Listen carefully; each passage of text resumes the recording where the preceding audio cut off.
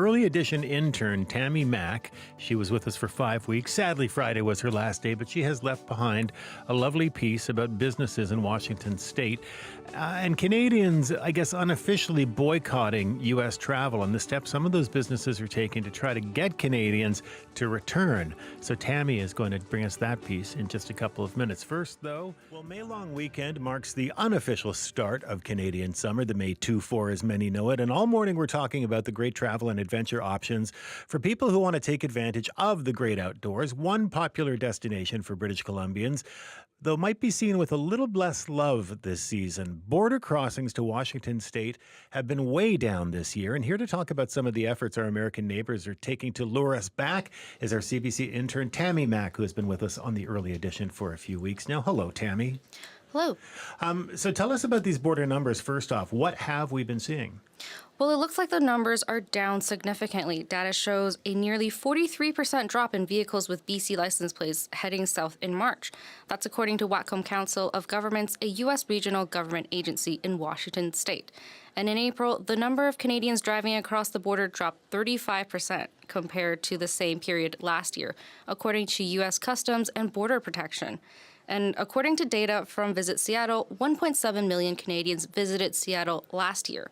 I talked to Tammy Canavan, the president and CEO of Visit Seattle, and she said the amount of people flying in has actually been pretty consistent, but it's the amount of people driving across the border that has definitely dropped. Okay, and that's pushed some businesses then to offer some pretty tempting deals to BC residents. That's right, Stephen. For example, there's this initiative called Open Arms, and basically a bunch of Seattle businesses came together to offer a 30% off deal to essentially take the Canadian dollar on par. And this was during the Blue Jays weekend. I've been talking to a bunch of those businesses, and the recurring theme is just friendship. They say it's a goodwill gesture to show Canadians their appreciation for continuing to come down despite what's happening. And they know that a lot of Canadians come down for the Blue Jays, so they're welcoming Canadians with open arms. Here's Matt Lincecum, owner of Pike Brewing, and this is how he explains it. We joined Open Arms to express to our friends in Canada that, our governments have their own conversations. They don't always speak for all of us. The region of Cascadia, if you will, exists before any political tension that is or has been or will come. And this discount was a way for us just to provide something material and express, again, our reminder of hospitality that everyone's welcome. Very excited to have our Canadians here. In fact, I think we showed it as much as we could here in Seattle by the Mariners losing so horribly to the Toronto Blue Jays. I thought that was very, very, very gracious on our part, to prove the point that y'all are truly welcome. That's a good point. Yeah, okay. So I guess we have Seattle hospitality to thank for the Blue Jays win. Yeah. Visit Seattle has also started putting up maple leaf motifs on streets and shop windows, again, to really drive home that they really appreciate Canadians coming over to visit and they want them to feel welcomed. All right. And so how have businesses in Seattle, though, been doing with fewer Canadian tourists? I mean, business got to be down quite a bit. Well, from the businesses I've talked to, it sounds like they haven't really taken a hit, at least not yet. Matt, who we just heard from, he owns Pike Brewing, which is located in the heart of Pike Place Market, and he says he's noticed just a small dip in business. Bob Donegan, the president of Seattle seafood restaurant chain Ivers, told me the dip in tourism is way more noticeable in Bellingham when you look at the empty Trader Joe's parking lot or the Costco. But he also said that he felt the absence of Canadians at the Jays game. At the 3 games, there were between 30 and 37,000 people in the stadium. So 15,000 short of a sellout or 8,000 short of a sellout. And I would guess that most of those people were Blue Jay fans who did not come to the stadium. They did, however, have a pretty good time, especially with the Blue Jays win. And I'm sure for Canadians that are going down or did go down, it was a pretty great weekend. Yeah, they got a bit of a deal. Bob told me that there were 101 redemptions at his restaurants. The Sheraton Grand Hotel booked 300 rooms with the discount. And it sounded like it was a good thing for the employees at these businesses, too. Here's Joe Fougere, founder and CEO of Tutta Bella, a chain of Washington Italian restaurants. When we put the word out to the managers, they were excited. So we have 5 restaurants, and I started getting emails back. This is such a great idea. So I think it may have done, something nice for our Canadian neighbors, but I think it also helped us and our team and our managers because they've been wanting to express some of their frustration and angst about the relationship with our Canadian neighbors. And I think it was an opportunity for them to say that they felt really good being part of a company that was doing this, if that makes sense. Do you think, though, Tammy, that the people in the States are actually, getting why Canadians aren't showing up, not crossing the border?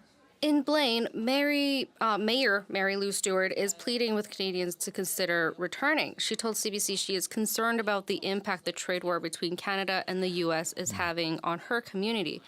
But while I was talking to those Seattle businesses I mentioned, I got the sense that they weren't really understanding why people were avoiding traveling to the States.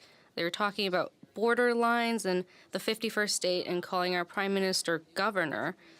But I think what we've been hearing from Canadians is a little bit more than that. And so what have you been hearing about why people don't want to cross the border or head south? Well, the numbers tell us that it does, in fact, have a lot to do with the tariffs and the trade. And according to reporting to CBC, the number of border crossings also began to drop in February. But it took a really sharp downward turn after Trump imposed tariffs in the first week of March amid a wave of anti-U.S. sentiment and a push to stay north of the border. But that's not the only reason. Some people, like members of the trans community, fear for their safety in the new political climate. Here's Travers, a professor at Simon Fraser University. Well, as a trans person, entering a country when the president has issued an executive order saying that there are only 2 sexes and you can't change the sex assigned at birth on your identification documents, and you're considered to be fraudulent if you have a different gender marker than on your birth certificate, for example. I'm really unnerved. It doesn't feel like a very safe thing to do to cross the border. So my plan is to avoid, all unnecessary travel to the United States under these circumstances. That was Travers. They are a sociology professor at Simon Fraser University, and they're moving part of their yearly convention to Vancouver because much of their community shares the same concerns. Okay. And so what do you think? Will British Columbians keep staying away, or do you think those efforts in Washington state are, like the ones we've talked about, is enough to change people's minds? Well, I was curious about that too, so I went out and asked people, and here's what I heard from downtown Vancouverites. Do you have any plans to travel to the States this year? Heck no. No way. I did. We go down every year to Skagit Valley to a campout, family and friends, and just with stories I'm hearing about crossing the border, we're not going to do it. I do not have any plans to travel to the States. And why is that? I don't feel safe as a Canadian traveling in the U.S. during the whole ICE debacle that's going down in the States right now. Well, as an immigrant, I do not like what's going on right now, and there's just too much hassle. I would like to stay where I am at peace and not want to fight immigration at all. Well, first of all, it doesn't really feel particularly safe to be there as a Canadian. We've heard lots of stories about people being detained. And then also, I don't feel particularly inclined to support everything that's happening down there. I'm transgender, so a little bit more nervous-ish about going over the border. I will say I'm not 100% opposed to going because I have friends there. And over the Blue Jays weekend, Seattle businesses did kind of a 30% deal, so it's on par to the Canadian dollar. Is that enough to kind of entice you? 30% discount isn't really worth the possibility of getting arrested and having to deal with, the immigration hassle. I don't think financially, the money side isn't really what's keeping me away, I'd say. The exchange rate is kind of always been bad my whole life, so to me it's not I'd be saving money. The cost isn't really a factor in my decision, so no, it wouldn't really influence it. I do, of course, feel bad for a lot of the people there who are, facing financial hardship because of the decisions of the federal government in the U.S., but that's just kind of the way it is. No, money, it's not that money issue. It's the privacy issue, the safety issue, and I just don't support what's going on in the U.S. and how it's affecting Canada. So there you go. That's what people in Vancouver have to say about that. They're staying away for all kinds of different reasons. Tammy, thank you so much. It's been such a pleasure having you here as an intern for the past few weeks, and best of luck to you. Thank you so much. That is Tammy Mack, our BCIT intern, who put together that piece for us. And a special thanks as well to Sophia Harris, who conducted the interview with Professor Travers. And thanks again, Tammy. Great having you around.